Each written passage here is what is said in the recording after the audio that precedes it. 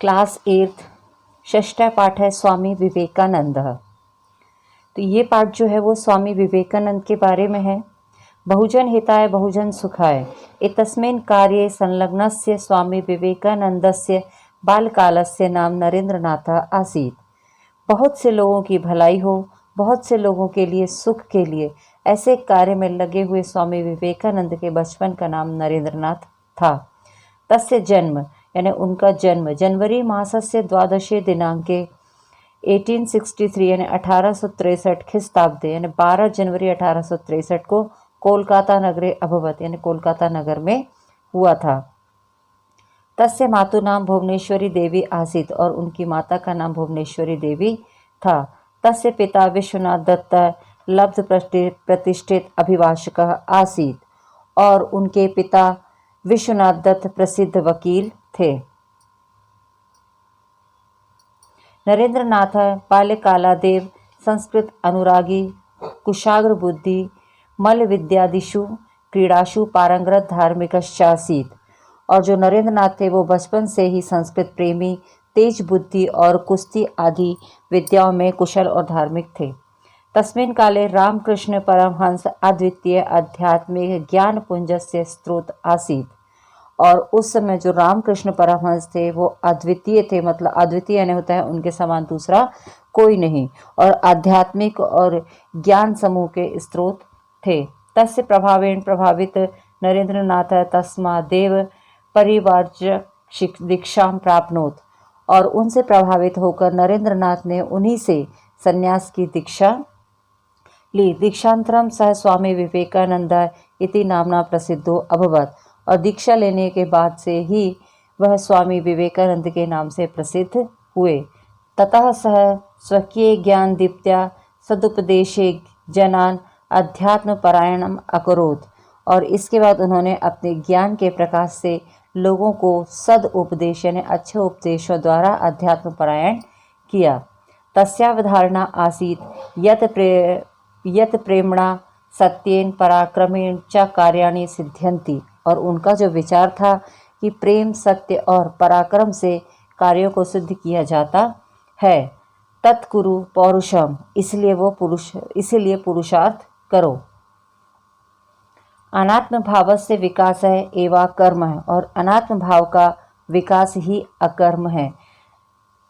दौर्बलेन किमपि न भवति। दौर्बल यानी होता है कमजोरी, कमजोरी से कुछ भी नहीं होता है। अतः सबलो भव, इसलिए सभी बलवान बनो। जीवन स्वार्थम उन्नतिरस्ति।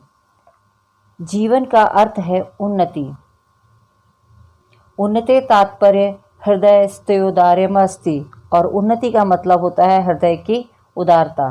परोपकार एव जीवनम गति, और परोपकार ही जीवन की गति है। स्वार्थ भाव एव मृत्यु, और स्वार्थ भाव ही मृत्यु है। प्रेम भाव एव जीवनम, प्रेम भाव ही जीवन है। द्वेष भाव एव मृत्यु, द्वेष भाव ही मृत्यु है। द्वेष यानी होता है लड़ाई झगड़ा, तो द्वेष भाव ही मृत्यु है। प्रेम भाव एव भक्ति ज्ञानम मुक्ति चा आशीत, और प्रेम भाव से ही भक्ति, ज्ञान और मुक्ति है। प्रेम बिना नेदम यदितम उपासिते, और प्रेम के बिना उपासना यानी कि पूजा बेकार है। सर्वदा दरिद्र नारायणों सेविता, और उन्होंने हमेशा दरिद्र नारायण यानी गरीबों की सेवा करनी चाहिए। यतो ही बुभीक्षितः दीनः उपेक्षितः दिव्यांगजनः दुर्बलः एव साक्षादीश्वरः। क्योंकि और उन्होंने भूखे, उपेक्षित, विकलांग, कमजोर ही उनके लिए साक्षात ईश्वर है। अतः एतेषाम उपासना एव ईश्वरस्य आराधना अस्ति, और अतः इनकी उपासना यानी इनकी पूजा ही ईश्वर की आराधना यानी ईश्वर की पूजा है। चरित्र बलम धारयत, चरित्र बल को धारण करो। अनेनैव सर्वत्र विजयो भविष्यति, और इसी से सब जगह विजय होगी। दानी बनो यानी दाता बनो। दान के प्रतिग्रहण से कामना मा कुरु, और दूसरों के मतलब दान के बदले में कुछ पाने की इच्छा मत करो। वसंत वल्लोकहितम चरतः, और बसंत के समान भलाई का आचरण करो। परोपकारः परम पवित्रः कार्यम् अस्ति। परोपकार ही सबसे बड़ा पवित्र काम है। परोपकारेण चित्तम शुद्धयन्ति। परोपकार से मन शुद्ध होता है। अनेनेम ईश्वर प्राप्ति संभव, और इसी से ईश्वर की प्राप्ति संभव है। सह वेदांत प्रचाराय स्वकीय अखिलम जीवनम समर्पयास्मात्। और उन्होंने वेदांत के प्रचार से ही अपना संपूर्ण जीवन लगा दिया। तेन हिंदू धर्म संस्कृतस्य प्रसारिते। उन्होंने हिंदू धर्म और संस्कृति का प्रचार किया। सह न केवलम परिवाचकः अपितु परोपकारी। वह न केवल सन्यासी ही थे अपितु वह परोपकारी, यानी परोपकारी होता है दूसरों की भलाई का कार्य करना, और वह दूसरों की भलाई के लिए कार्य मतलब वो परोपकारी थे। दाता लोक सेवक और महान देशभक्त चा आसीत। और वह बहुत बड़े दाता यानी दान देने वाले, लोक सेवक यानी जनता की सेवा करने वाले और महान देशभक्त थे। शिकागो नगरे विश्व धर्म सम्मेलन सह भारतस्य प्रतिनिधित्व अभवत। और शिकागो नगर में विश्व धर्म सम्मेलन में उन्होंने भारत का प्रतिनिधित्व किया है, अर्थात उन्होंने भारत के वह प्रतिनिधि हुए। देश विदेशेषु तस्य बहवः शिष्या अभवन्। और देश विदेशों में उनके बहुत से शिष्य हुए। आंग्ल देशीय कुमारी नोवेल या अंतरम भगनी निवेदिता इति नामना प्रसिद्धा।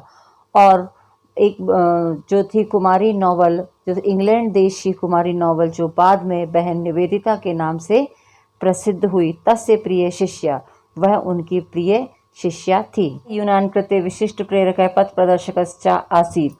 और वह विशेष प्रेरक और पथ प्रदर्शक भी थे। भारतीय स्वतंत्रता संग्रामे अपि तस्य भाषणानि स्वाधीनता सैनिकानां कृते प्रेरणास्पदानि।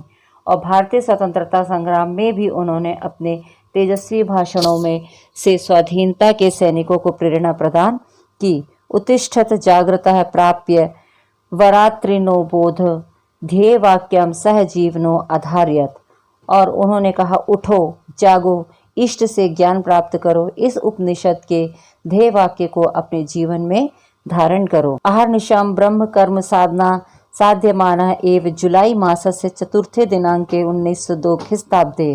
यानी कि अहर्निशम यानी होता है रात दिन ब्रह्म साधना में को करते हुए उन्होंने 4 जुलाई को स्वामी विवेकानंद ने 4 जुलाई 1902 को वह ब्रह्मलीन हो गए। सह न केवलम भारते अपितु विदेश स्वपि प्रसिद्ध है। वह केवल न भारत में ही बल्कि विदेशों में भी प्रसिद्ध हुए। तेन भारतस्य प्राचीन गौरवम विदेशेषु स्थापितम।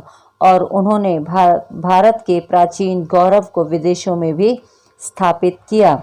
रविंद्रनाथ टैगोर कथ्यति। रविंद्रनाथ टैगोर ने कहा है, यदि कोऽपि भारतीय संस्कृति ज्ञातुम इच्छति। अगर कोई भारतीय संस्कृति के बारे में जानने की इच्छा रखता है, तर्हि यानी तो प्रथमः तेन स्वामी विवेकानंद विषय पठितव्यम। तो उसको पहले स्वामी विवेकानंद के विषय में पढ़ना चाहिए। इसके बाद यहाँ पे व्याकरण दिया हुआ है। व्याकरण में जो है ये आपकी संधि दी हुई है। तो संधि का जो है डिटेल वो हम अगले वीडियो में पढ़ेंगे। धार्मिक आश्रित, यहाँ पे धार्मिक ये यहाँ पे जो है संधि हुई है। तो यहाँ पे धार्मिक पहले शब्द के बाद यहाँ विसर्ग लगा है, मतलब जहाँ हमें संधि करना है तो जहाँ पर संधि करते हैं या वहाँ पर अगर विसर्ग लगा होता है संधि के पहले तो वह विसर्ग संधि होती है। और इसलिए यहाँ पे ये संधि के बाकी हम पूरा संधि का जो है संधि के वीडियो में डिटेल से पढ़ेंगे।